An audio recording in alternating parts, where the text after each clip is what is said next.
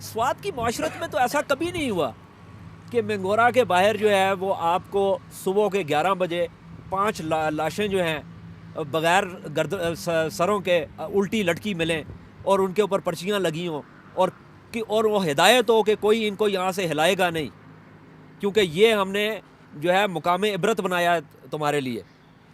جو شخص یہاں پہ اپنا کشتی چلاتا تھا دریائے سوات میں، وہ اتنا بڑا مدرسہ بنایا اس نے، اتنے اس کے پاس وسائل آئے۔ تو یہ سوات، اور پھر ہم نے دیکھا کہ سوات ہی سے شاہ دوران بھی سوات کا تھا، ابن امین بھی سوات کا تھا، فضل اللہ بھی سوات کا تھا، تو وہ معاشرت میں کیا فرق پڑا جس سے یہ سارا معاملہ شروع ہوا؟ اس میں سے جو یعنی حالات تھے اس میں سے ہمارے لیے 2 چوائسیز تھے۔ ایک تو یہ چوائس تھا کہ ہم خود یعنی بندوق اٹھائیں اور ہم مقابلے پہ اترے اور ہم میں یہ صلاحیت تھی، لیکن یہ خانہ جنگی کی ایک صورتحال یعنی پیدا ہو جاتے اور ریاستی یہ جو انٹروینشن ہوئی ان کے لیے پھر اور بھی زیادہ مشکل ہو جاتا اس حالات میں یعنی کنٹرول حاصل کرنا۔ تو اس میں سے ہم نے یہ چوائس کیا کہ ہم یعنی مہذب یعنی طریقے سے ہم نے میڈیا کا بہت زیادہ استعمال کیا۔ اس وقت ہم نے ادھر مقامی سطح پر جرگے کیے، سارے یہ ضیاءالدین صاحب یہ سب اس میں یعنی ہوتے تھے کہ جو صورتحال تھی اس کا ہم نے یہ مقابلہ کیا۔ اور یہ بھی میں آپ کو بتاؤں کہ اس وقت یعنی MMA کی حکومت کی، ان کو پروموٹ کرنے میں ایک اچھا خاصا رول ہے۔ وہ بھی یہ نہیں چاہ رہے تھے، انہوں نے جس طریقے سے بیوروکریٹس لا کر یعنی بٹا دیے تھے کہ وہ ہمارے جیسے پروگریسو ایلیمنٹ کو یعنی دبا لیتے تھے، یعنی ایون وہ جو مہذب یعنی طریقہ تھا۔ اور اگر ہم یعنی بندوق اٹھا لیتے تو یہ پورا سوات میدان کارزار بن جاتا۔ اور آج جو صورتحال ہے یہ بھی پھر پاکستان کے فورسز کے لیے، کیونکہ یہ آرمی ہماری ہے، یہ پولیس ہماری ہے، ہم ان کو آن کرتے ہیں، ان کے پاس جو بندوق ہے یہ ہماری ہے۔ تو اور یہ چونکہ ایک ریاست ہے، ان کا ایک طریقہ ہے، تو ہم نے وہ موقع دیا۔ اور ساتھ ساتھ میں یہ جو آپ نے بالکل صحیح کہا اور کہ یہ جو پہاڑ ننگے ہیں، یہ جو پانی خراب ہے، یہ خراب ہو گیا، ہمارے راستے خراب ہو گئے، ہماری لینڈ یوز پلاننگ نہیں ہوئی، ہماری جو اکنامک ایکٹیویٹیز جس کا اسحاق صاحب نے ذکر کیا وہ اس طریقے سے، اور اس میں سے ہم پاکستان کی ریاست سے ہمیں گلا ہے کہ انہوں نے جس طریقے سے پلاننگ ہونی چاہیے تھی وہ نہیں کی۔ اس وجہ سے طالبان آئی، اس سے پہلے وہ صوفی صاحب آئے تھے، اور اب پاکستان آرمی کے پاس یہ صلاحیت ہے، جو UN ہے ان کے پاس یہ صلاحیت ہے کہ وہ ادھر لینڈ یوز پلاننگ کریں، نئی دنیا کی جو پرائیورٹیز ہے اس کو سیٹ کریں ہمارے ساتھ مل کر، کیونکہ ہم اس ریجن کی جو اسٹریٹجک امپورٹنس کو بھی سمجھتے ہیں، اور اس میں سے ہم اپنے لیے یعنی خوشحالی دیکھتے ہیں، اپنے لیے امن دیکھتے ہیں، لیکن ہم وہ رولز نہیں دیکھ پاتے کہ آج اگر ریور سوات کے اوپر بجلی حاصل کرنے کے لیے اگر پروجیکٹس چل رہے ہوتے ہمیں خوشی ہوتی، اگر ہمارے ہائی ویز بن رہے ہوتے ہمیں خوشی ہوتی، اگر ہمارے پہاڑوں پہ پودے لگ رہے ہوتے، اور یہ سارے پہاڑ پل دے سکتے ہیں۔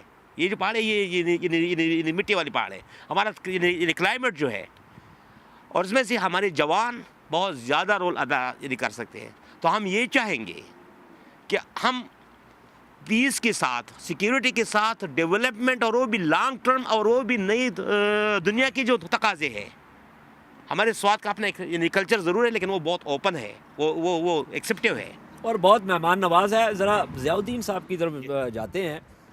میں نے جو معاشرت کا سوال کیا اس پہ میں دوبارہ زور دوں گا، اس کی وجہ ہے، اس کی وجہ یہ ہے کہ جہاں پہ معاشرت میں مہمان نوازی ہو، کھلا پن ہو، سیاحت اس علاقے میں سالہ سال سے ہو رہی ہے، باہر سے لوگ آتے ہیں، ہم آتے تھے، میں اپنے بچپن میں درجنوں دفعہ یہاں پہ آیا، تو میں یہ سمجھنے کی کوشش کر رہا ہوں کہ اس طرح کی معاشرت کو اتنا زیادہ 180 درجے کے زاویے پہ تبدیل کرنا، جو کہ فضل اللہ نے کیا اپنے ریڈیو کے ساتھ، وہ کیا وجہ تھی کہ وہ اپنے ریڈیو کے ساتھ وہ خواتین کو جو ہے وہ ٹارگٹ کرتا تھا؟ وہ کیا وجہ تھی کہ سوات کی خواتین جو تھیں وہ اس کے دام میں پھنسی پہلے، اور پھر آگے وہ معاملہ شروع ہوا؟ تو یہ مجھے ذرا سمجھانے کی کوشش کریں کہ یہ لوگ سمجھنا چاہتے ہیں۔ یہ جو سوال ہے کافی پیچیدہ سوال بھی ہے اپنی جگہ، کیونکہ آپ بالکل ٹھیک کہہ رہے ہیں۔ سوات 1917 میں یہاں پر اسٹیٹ قائم ہوا تھا، بادشاہ صاحب نے اسٹیٹ قائم کیا تھا، اور ہم اس ریاست کے بھی بڑے وفادار تھے، اور ہم پاکستان کے بھی بڑے وفادار ہیں۔ میں آپ کو بتا دوں کہ جب ہم IDPs تھے اور 2020 ورلڈ کپ ہو رہا تھا، تو میرا یہ خیال تھا کہ کیمپوں میں پڑے سواتی جو ہے نا یہ بڑے غصہ ہوں گے کہ یہ پاکستان یہ میچ ہار جائے، کیونکہ ہمارے ساتھ بڑی زیادتی ہوئی. لیکن جب ہم نے میچ جیتا تو ہمارے بچوں، بڑوں، جوانوں کی آنکھوں میں آنسو تھے، خوشی کے آنسو تھے. تو آپ تصور کر سکتے ہیں کہ ہم پاکستان کے اور ریاست کے کتنے بڑے وفادار ہیں. اب یہ جو کچھ ہوا یہ تو بہت بڑی، وہ کہتے ہیں سر آئینہ میرا عکس ہے، پس آئینہ کوئی اور ہے. سر آئینہ آپ آج مجھے شاعری کی مار دے رہے ہیں. فضل اللہ تھے، پس آئینہ کچھ اور لوگ تھے. جی پس آئینہ کی بات کریں. پس آئینہ کی یہ بات ہے کہ جس طرح اسلحے کے ٹرک آتے تھے MMA کی حکومت میں، وزیر اعلیٰ سے لے کر یہاں کے جو نمائندے تھے وہ سب جو ہے نا اس پر مجرمانہ غفلت کا اظہار کرتے تھے. اس کو مطلب کھرنے دیا گیا ہے سب کچھ. بلکہ آپ یقین کریں کہ اس وقت کی نمائندی، اس کا مطلب یہ ہوا، آپ یہ کہہ رہے ہیں کہ فضل اللہ جو کچھ کر رہا تھا بالکل اس کے پیچھے اس کی پشت پناہی کرنے والے اور لوگ تھے. اس میں MMA کی حکومت کے جو مقتدرین بھی تھے اور اس کو اسلحے کے ٹرک بھی آ رہے تھے. اس میں MMA کی حکومت کے علاوہ ہمارے جو برائے نام سیاسی بازی پارٹیوں کے مشران ہیں جو یہ سوچتے تھے کہ ہم ملا فضل اللہ کو چاول کے دیگ بیچیں گے، ان کا ساتھ دیں گے تو کل ووٹ میں یہ ہمارے کام آئے گا. اس قسم کے فیکٹرز بھی اس میں شامل تھے. اس نے پھر باقیوں سے چاولوں کی دیگیں وصول کرنا شروع کر دی. لیکن میں آپ کو یہ بھی بتا دوں، ایک مخل ہوں گا آپ کی بات میں، ایک وقفہ لینا ہے. وقفے کے بعد آ کے بات کرتے ہیں اسی حوالے سے کہ یہ کیسے جو ہے نا یہ ساری چیز کو بڑھاوا ملا اور اس کے نتائج جو ہیں وہ جو ہمیں اب بھگتنے پڑ رہے ہیں، اس کو آگے کس طرح دیکھنا ہے. لیکن بریک کے بعد.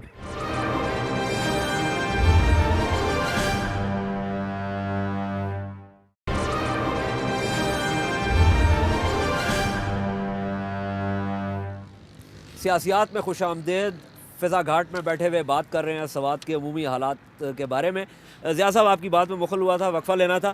وہ آپ بات کر رہے تھے کہ ایک تو پس آئینہ کی تو بات ہو گئی اور اس سے آگے آپ کچھ کہنا چاہ رہے تھے جب میں نے آپ کی بات کہا. اس سے آگے میں یہ کہنا چاہتا تھا کہ اسٹیٹ بالکل اس کے جو ادارے تھے خاموش رہے.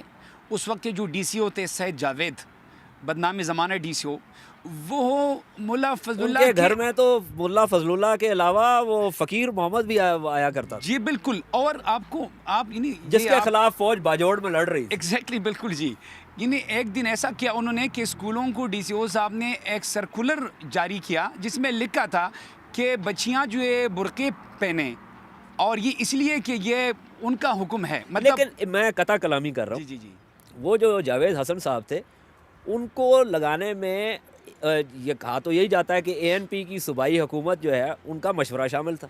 نہیں، وہ تو دوسری دفعہ وہ جو کمشنر ہوئے تھے. میں پہلے جب وہ DC ہوتے. ہاں میں اس زمانے کی بات کرتا ہوں. بالکل صحیح. جو بھی شامل رہا سب ہمارے مجرم ہے. جی تو دوسری بات یہ تھی کہ یہ جو علاقہ ہے، جس طرح آپ نے خواتین کا ذکر کیا، آپ سوچیں کہ جب ہماری اپنی میڈیا میں خواتین کے لیے کوئی ریڈیو کا یا کسی TV کا پروگرام نہ ہو جو ان کے دیکھنے کے مطلب قابل ہو یا جو اس قسم کی رہنمائی کر سکے جو ایک ان پڑھ خاتون کی کر سکتی ہو، اور وہ دن رات ایک ہی ملا کو سنتی رہے، اور پھر آپ دنگ رہ جائیں گے کہ ان کو یعنی لوگوں کو لازماً انہیں سننا پڑتا تھا، کیونکہ مختلف دیہاتوں میں وہ ریڈیو کو FM آن کر کے لاؤڈ سپیکر کے سامنے لگاتے تھے. تو اگر آپ کھیتوں میں کام کرتے تھے بھی سنتے تھے، گھر میں کوئی باورچی خانے میں کام کرتی تھی کوئی خاتون تو وہ بھی سنتی تھی. مجھے ایک بات بتائیں، یہ جو آپ نے کہا لازمی سننے کی، اس کے بارے میں مجھے شنید یہ ہے کہ ایک وقت وہ بھی آ گیا کہ وہ FM سے یہ ملا ریڈیو صاحب جو تھے یہ باضابطہ ہدایات نشر کرتے تھے. جی. اور اگر ان ہدایات پہ عمل نہیں ہوتا تھا تو جو نہیں عمل کرتا تھا اس کو باضابطہ سزا بھی ملتی تھی. تو شاید یہ بھی ایک وجہ تھی کہ لوگ جو ہے وہ، کیوں نہیں شوکت صاحب؟